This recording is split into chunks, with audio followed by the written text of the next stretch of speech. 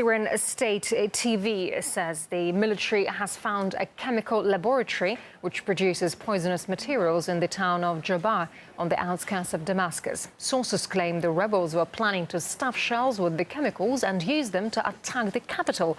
Let's now get more from our Middle East correspondent, Paula Slier. Hello there, Paula. So what do we know about what's been found there? Well, we know that the Syrian army has found chemical materials in the town of Jobba, which is on the outskirts of the capital city of Damascus. Initial reports say that the Syrian army seized a factory that was occupied by a group of foreign-backed militants, and that chemical materials were found inside that factory. Now, we do see canisters, we do see white packages that they have uncovered, and it does seem as if they were producing chemicals in this laboratory. There was also clearly written the word poison on the outsides of these packages. It says poisoned chemical substances made in Saudi Arabia. So we do see that a Saudi factory, if not factories, are also involved. We're also receiving reports that the rebels were planning to stop artillery shells with the chemical weapons that they were producing here and use them to attack Damascus.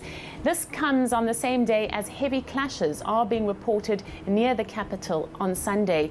Let me remind you that on the 7th of July, armed rebels were found in possession of some 280 barrels of chemical substances. At the time, the Syrian ambassador to the United Nations said that the quantity found was enough to destroy a whole city, if not the entire country. And of course, we're seeing a lot of claims and counterclaims about exactly who is using these weapons. What can you say?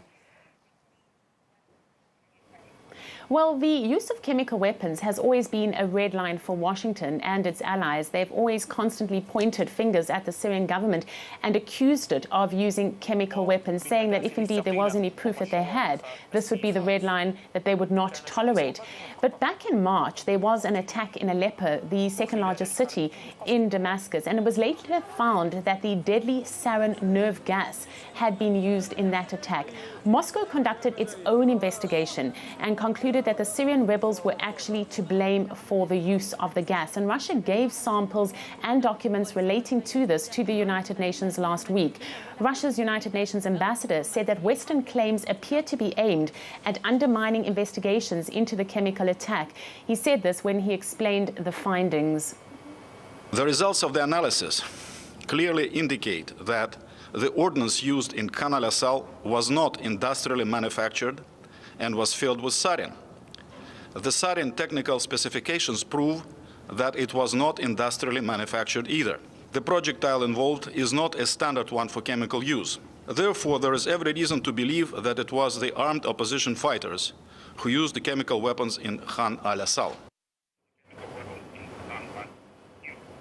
It's very important to make the point that the United States claims that the regime is using chemical weapons, but these claims are without any kind of proof. And of course, the whole argument over the use of chemical weapons remains a hot potato, but without that kind of proof, the US and its Western allies are going to have a hard time of proving anything that they claim.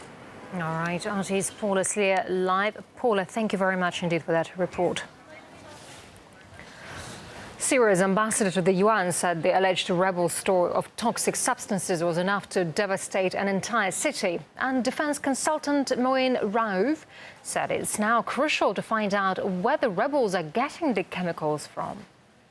This is a major turning point. The Syrian military has been doing an extremely good job of protecting the nation. And if they found this alleged factory, then we need to know what the origins of the chemicals are. Have they come through the Turkish or Jordanian or Iraqi or Lebanese borders? The Western allies are intent on toppling Assad. And they're going, again, a case of, like Iraq or Libya.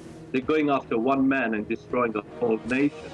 So I doubt there'll be a major reaction, and the Security Council have not reacted to this situation prior to this, when the factory was found in Iraq. So I'm sure we won't hear from them on this.